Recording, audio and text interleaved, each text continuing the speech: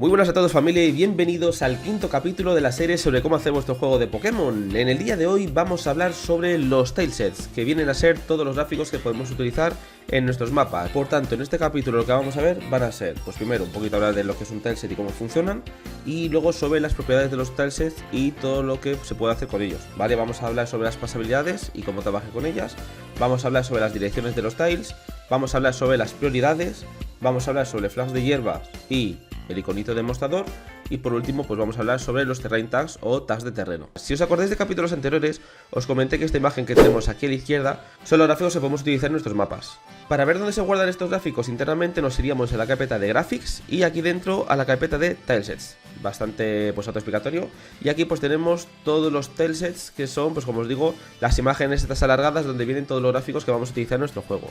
Aquí vienen todas las que vienen con la base, y si quisiéramos añadir alguna más pues lo tenemos que poner en este sitio. Como vemos aquí a la izquierda, los tilesets tienen 8 casillas de ancho, ¿vale?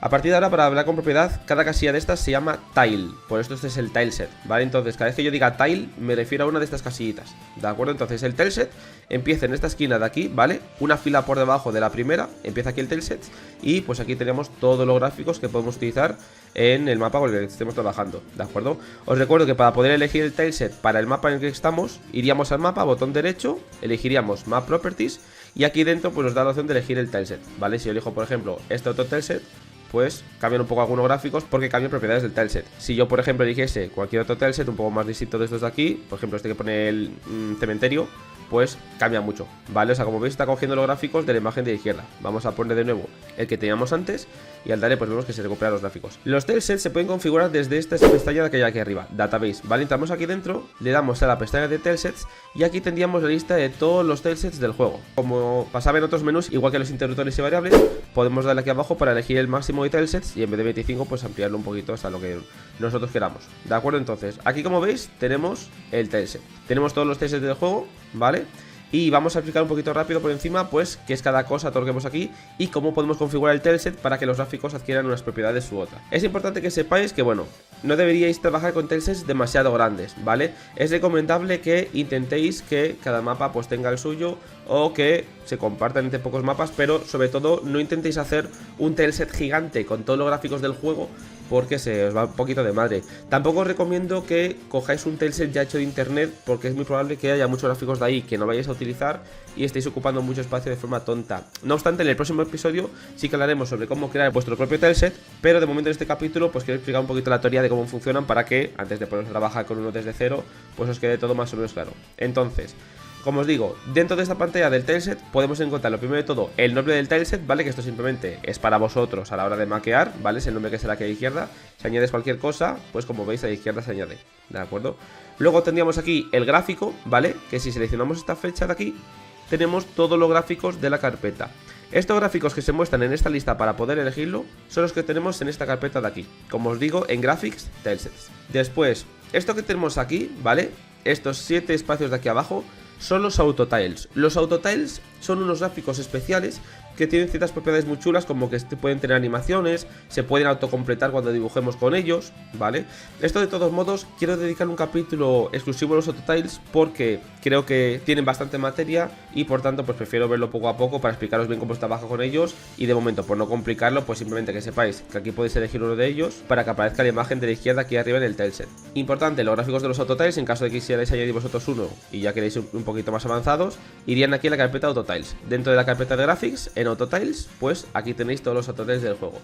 Insisto, ya más adelante dedicaré un capítulo solo a los autotiles porque creo que merecen un poquito de especial atención, pero de momento pues si lo queréis saber pues están aquí guardados. Después están estas 3 casillas de aquí abajo que yo sinceramente no recomiendo utilizarla. Básicamente es que en el propio tileset que elijáis podéis definir un panorama, una fog, ¿vale? Una niebla y un fondo de combate.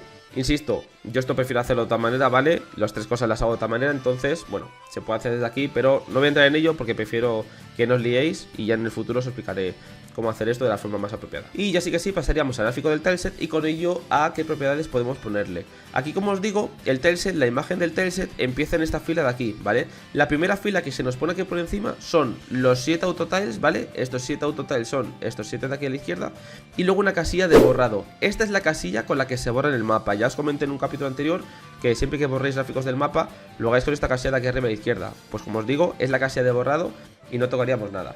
Vamos a ver ahora las propiedades que tenemos aquí a la derecha, ¿vale? Que bueno, son bastante sencillas, pero os voy a explicar un poquito por encima lo que es cada una. La primera de todas, la pasabilidad, es pues como el nombre indica, si un tile es atravesable o no, si nuestro muñeco puede pasar a través de ese tile o no. Aquí por ejemplo, pues veis que estos son tiles de camino, todos tienen el circulito, ¿vale? Y si bajamos un poco, ¿vale? Pues por ejemplo los árboles no deberían ser atravesables por el jugador, pues se les pone una X, ¿vale? Tened en cuenta que para poder cambiar de círculo a X es tan fácil como hacer clic, ¿vale? Y cada vez que hagáis un clic va pasando de círculo a X. También se puede hacer clic en el botón derecho del ordenador, ¿vale? Para que lo tengáis también en cuenta, se puede hacer tanto con la izquierda como con la derecha. Además, una cosa bastante interesante es que si entramos dentro del juego, podemos ver en el modo debug las pasabilidades del juego, de una forma muy sencilla. En este modo, si pulsamos la letra W del teclado, vemos que aparecen estas rayas rojas y estos cuadraditos negros. Esto básicamente nos está mostrando las pasabilidades, ¿vale? Aquí veis que no puedo pasar más para la izquierda, aquí no puedo pasar a la derecha, ¿vale?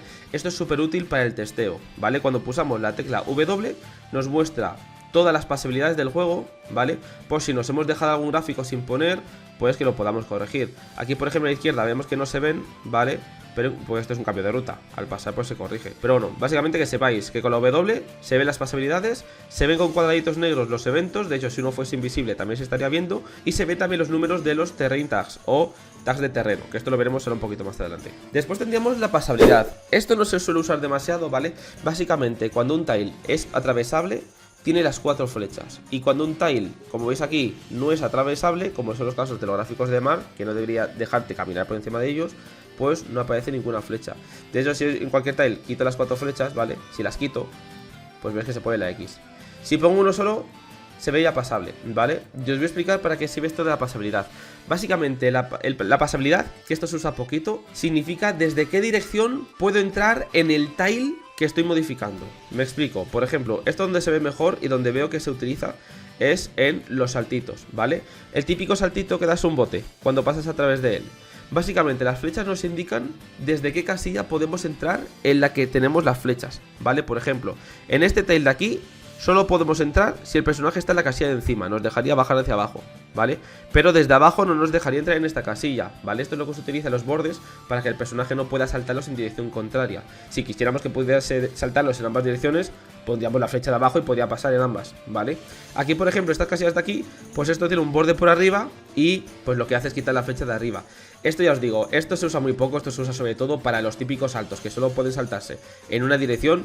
Veis aquí, por ejemplo, estos de aquí, solo puedes entrar en esta casilla desde la izquierda, ¿vale? Entonces, como digo, esto parece un poco complejo, no tiene más, es simplemente que es para los bordillos de saltos y para a lo mejor algún tile concreto que no queréis que desde una dirección se pueda entrar, como esto que es una especie de muro de bordillo y desde abajo pues no querríamos que subas aquí arriba. Pasamos ahora a las prioridades. Las prioridades básicamente indican cuando un gráfico está por encima del jugador, ¿vale? Aquí, por ejemplo, en estos gráficos de los árboles, ¿vale? Tened en cuenta que como estos están tapados, aquí no les pone prioridad, pero estos de arriba, que por aquí podría pasar el jugador, pues como queremos que el jugador cuando pase por detrás estos gráficos le tapen, aquí en prioridad se pone este 1, ¿vale? Los numeritos que podéis poner de prioridad van desde 1 hasta 5, ¿vale? Según hacemos clic izquierdo, va subiendo hasta 5. Si después del 5 vuelvo a hacer clic, se pone el neutro sin prioridad y volveríamos a pasar del 1 hasta el 5. De hecho, si hacéis clic derecho con el ratón, baja el número, ¿vale? Si os habéis pasado de número y queréis ir para atrás, pues con clic derecho bajaríamos este numerito.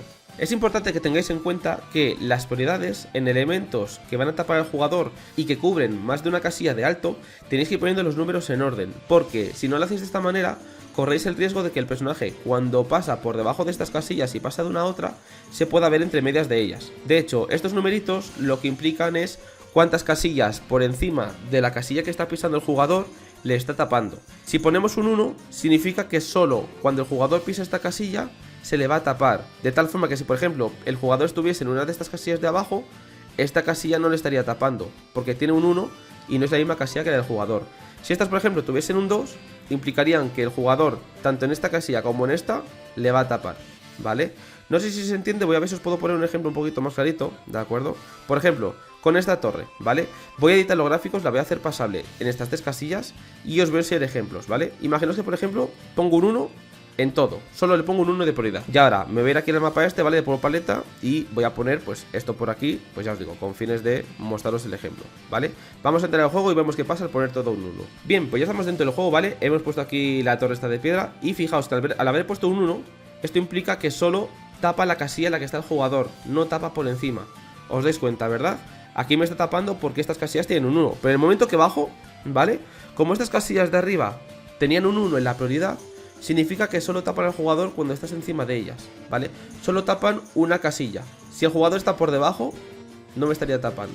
Aquí igual, si vuelvo a bajar, veis que el jugador se asoma, ¿vale? Por tanto, lo que tenéis que hacer importante es ir subiendo el número a medida que va subiendo el personaje. Aquí, por ejemplo, si esto es un 1, aquí pondríamos un 2 y aquí pondríamos un 3, ¿vale? Si aquí ponemos un 2 en estas dos de arriba y aquí también, nos sigue pasando el corte. Si probamos esto en el juego, como el muñequito que estamos usando es muy bajito, realmente poner un 2 o un 3 es posible que no se llegue a notar el corte. Pero insisto, poned siempre los números en orden ascendente, porque si no lo hacéis, cuando el personaje pase entre medias, el personaje se va a ver que va a pasar y se va a ver un corte ahí. O sea, el personaje, igual que nos ha pasado antes, que se veía con todo con 1, que atravesaba las cosas, si ponéis todo con 2, os va a pasar el mismo problema, ¿vale? Normalmente la gente lo que suele hacer es poner 2 en lo primero que te tapa y 5 en lo que está todo por encima, ¿vale? Pero bueno, sobre todo quedaos con la copla de que tenéis que ir poniendo los números en orden ascendente. Ya os digo que aunque penséis que el muñequito es un poco bajito y no se vaya a notar, si a lo mejor os sigo un Pokémon por detrás y el Pokémon es más alto, ahí sí que se va a notar. Básicamente estas propiedades lo que indican es qué gráfico está por encima de otro, ¿vale? Entonces se pone así de arriba abajo, ¿vale? Si estos tres gráficos estuviesen los tres en la misma casilla, este taparía este y este taparía este, ¿vale? Eso es lo que realmente implican los números. De todos modos, tened en cuenta que de cara al jugador, la prioridad del jugador siempre es la casilla que está pisando, prioridad 1, lo que asome de ese personaje por la casilla de encima tiene prioridad 2 y lo que esté encima va a tener prioridad 3, ¿vale? Es así como funcionan los eventos. Si aquí estuviese mi personaje, ¿vale? En esta casilla, todo lo que ocupe esta casilla tendría prioridad 1, lo que ocupe esta casilla de mi personaje, lo que se asome de la cabeza sería prioridad 2 y si fuese más alto esto tendría prioridad 3 en el gráfico del personaje. Por eso os digo que para que esto lo tapase entero cuando estuviese aquí detrás, tiene que tener esto un orden ascendente. Imaginaos que mi personaje por lo que sea ocupa estas tres casillas de alto, ¿vale? Si esto tuviese prioridad 2, ¿vale? Si mi personaje llegase hasta aquí arriba se asomaría, porque mi personaje en esta casilla tendría prioridad 3, ¿vale? No sé si se entiende, si el gráfico de mi personaje ocupase tres casillas de alto, lo que esté ocupando esta casilla tendría prioridad 1, lo que esté ocupando esta casilla tendría prioridad 2 y lo que está aquí tendría prioridad 3 y por eso estaría encima de esto. De hecho, a veces cuando el personaje corre de arriba a abajo, a veces pasa esto, de que llega a ocupar un poco de más casillas de las que debería. Entonces, si ponéis todo 2, el personaje se va a ver entre medias, ¿vale? Por eso insisto tanto, ¿vale? Quería explicarlo. No sé si el ejemplo es antes del todo, ¿vale? Además, si mostrarlo gráfico, pues entiendo que es un poco... Hay que echarle más imaginación, ¿no? Pero bueno, quedaos con la copla de que los gráficos como este, que sea una cosa así un poco alta y el personaje pase por detrás, siempre las prioridades en orden ascendente. Insisto, si esta casilla de aquí es atravesable y estas no, podéis poner aquí un 2 y aquí un 5 directamente, ¿vale? Podéis hacer esto. La cosa es que estas casillas estén por encima de estas, ¿vale? Porque aquí no hay problema en poner un 5, porque esto va a estar siempre por encima del personaje. O sea, realmente el personaje cuando pase por detrás, esto va a estar por encima, y cuando pase por aquí abajo, es que el personaje no es tan alto como para llegar a esta casilla, así que tapen al personaje. Entonces, bueno, en este caso concreto, como tenemos esto aquí abajo sin pasabilidad, se puede poner así. Pero vamos, si queréis hacerlo de forma metódica y no confundiros, lo hacéis así, 2, 3, 4... y listo. Después tenemos esta casilla de Bush Flag, ¿vale? Que esto básicamente lo que hace es que el personaje cuando pase por esa casilla se le oculte los pies, ¿vale? Esto se usa pues sobre todo en los gráficos de hierba, ¿vale? Igualmente si tenéis algún gráfico que vosotros queréis que cuando el personaje pase a través de él los pies se le tapen, pues pulséis esta casilla y de esta forma pues conseguiríais este efecto. Luego tenemos Counter Flag, que Counter significa mostrador, ¿vale? Vamos a irnos a un tileset de interior, por ejemplo está aquí que pone Side, que son gráficos de interior de edificios, y vamos a buscar algún mostrador para que lo veáis en ejemplo. Básicamente esto lo que hace es que tu personaje puede interactuar con un evento que se encuentre al otro lado de este gráfico, ¿vale? Por ejemplo, aquí estos veis que todo tiene el gráfico, todos tienen esta casilla de counter, que es como un rombo, ¿vale? Que puedes o ponerla o quitarla, no tiene más. Entonces, imagínate que aquí hay un NPC, ¿vale? Que es un guardia, que está detrás de un mostrador, y mi personaje está aquí, ¿vale? Para poder interactuar con él, claro, si aquí en medio metemos un mostrador, pues el personaje no tendrá forma de interactuar con él. Pero si metemos esta característica de counter, cuando el personaje está aquí y mirando este gráfico pulse la A, va a interactuar con el personaje que tiene aquí detrás. De hecho, se pueden combinar, podemos poner un montón de casillas con el counter. Y si pones, por ejemplo, estas 4, pues si el personaje está aquí y aquí hay un evento, mirando para arriba, pulsamos la C, ya le haríamos con él, ¿vale? Pero bueno, simplemente que sepáis que esto de counter, pues son mostradores. Y por último pasamos a los terrain tags. Los terrain tags, o los tags de terreno, son propiedades extra que podemos añadirle a los tiles. Aquí con el editor es importante que sepáis que podemos poner hasta el número 7, ¿vale? A partir del 7 pasamos al 0 y con el clic derecho igualmente pues podemos bajar. De hecho podemos pasar aquí a la página de la wiki, ¿vale? Que esta, aunque está en inglés, es súper útil que os metáis a mirarla. Y aquí os pone una lista de todos los posibles terrain tags y lo que hace cada uno. Como os digo, básicamente cada terrain tag es una propiedad para el gráfico. Por ejemplo, si le ponemos un 1, es un ledge, es un saltito, ¿vale? Aquí por ejemplo, si vamos a los saltos estos que tenemos por aquí, ¿vale? Ves que tienen un 1. Esto hace que el personaje cuando pase por encima dé un salto. Luego aquí estos 4, pues pone que son de montaña, ¿vale? Por aquí son roca, ¿vale? Pues ponen el environment de roca, que esto ya lo veremos. Luego, cuando pones un 3, environment de arena, ¿vale? Que esto es para dejar huellas en la arena. El de 2, el de hierba, los gráficos que tengan el terrain tag de 2 son los que van a hacer que cuando pisemos por encima generen un encuentro contra un Pokémon salvaje en ese mapa. Luego 5 es deep water para hacer surf, 6 es agua estancada, 7 es agua normal, ¿vale? Pues aquí como veis, diferentes cositas, el 8 es cascada, el 9 es la cresta de la cascada, el 10 es hierba alta, ¿vale? Aquí como os digo, os explica un poquito pues todas las cosas. Aquí por ejemplo la hierba alta pues tenéis un 30% de que hay un combate doble contra los salvajes y no os deja usar la bici por encima. Luego pues hierba del fondo submarino, terreno de hielo que te resbalas, terreno 13 pues aquí porque que es neutro, ¿vale? Pues aquí ignora el resto de efectos. Sud Grass Bridge, bueno, aquí tenéis un montón de terrain tags, incluso más que podríamos crear si supiésemos un poquito sobre el tema. Y nada, esto como os digo, pues se puede editar con estos numeritos de aquí. Sí que es cierto que RPG Maker no nos deja poner más del número 7, ¿vale? Y como os he enseñado en la lista, hay bastantes más terrain tags que los que vemos aquí. Entonces, la forma de editar esto sería yéndonos dentro del juego en el menú debug, ¿vale? Es la primera vez que vemos el menú debug, pero bueno, os lo comento ya. Y sí que no os preocupéis que en muy poco os haré ya un capítulo sobre el menú debug, pero bueno, os lo presento ya, ¿vale? Si pulsáis la tecla F9, abrís este menú de aquí que veis aquí en pantalla, que esto solo podéis hacerlo cuando estéis jugando en modo creador, ¿vale? Os recuerdo que para jugar en modo creador le dábamos esta flechita verde dentro de RPG Maker. Si un jugador normal abre el juego desde fuera, aunque pulse F9 no se va a abrir este menú. Entonces, bajaríamos esta opción de aquí abajo que pone otros editores y aquí tenemos la opción de editar tags de terreno, ¿vale? Entramos en ella y se abre esta pantalla. Esta pantalla, como os digo, es la que nos va a permitir poder poner números mayores que el 7, que es el que, como os digo, nos deja RPG Maker. Entonces, aquí haríamos, pulsamos Enter, ¿vale? Y al pulsar Enter se nos abre una lista de todos los terrain tags, ¿vale? Si queremos que sea el de hielo, pues pulsamos el 12 y veis que aquí la casilla se ha puesto con un 12, ¿vale? De hecho, bueno, si pulsamos el Z, ¿vale? Que es el menú, podemos cambiar de tilesets o ir al principio o al final de este archivo, ¿vale? Como os digo aquí, pues os habéis dado cuenta de que se nos ha abierto el primer tileset por defecto, pero podíamos a otro tileset. Vamos, por ejemplo, al Bike Shop, ¿vale? El tileset de visits y aquí, pues por ejemplo, decimos, pues este tile quiero que sea pues con el 2 de hierba, por ejemplo, ¿vale? Me lo invento. Pues con la Z aquí, como os digo, podéis cambiar el tileset, ¿vale? Entonces nada, voy a dejar esto como estaba con el 0, pero que sepáis que desde aquí pues sale este menú con el que nos deja editar pues estas opciones. También con la I y con la S podemos ir haciendo saltitos, ¿vale? Para bajar y subir más o menos rápido, ¿vale? Pues la I y la S nos permiten hacer esto de aquí. Una vez que terminemos pulsamos la X, ¿vale? Nos dice guarda cambios sí y nos comenta que pues para asegurarnos de que los cambios hayan quedado bien guardados, pues que deberíamos cerrar RPG Maker. Así que una vez salimos de esto, ¿vale?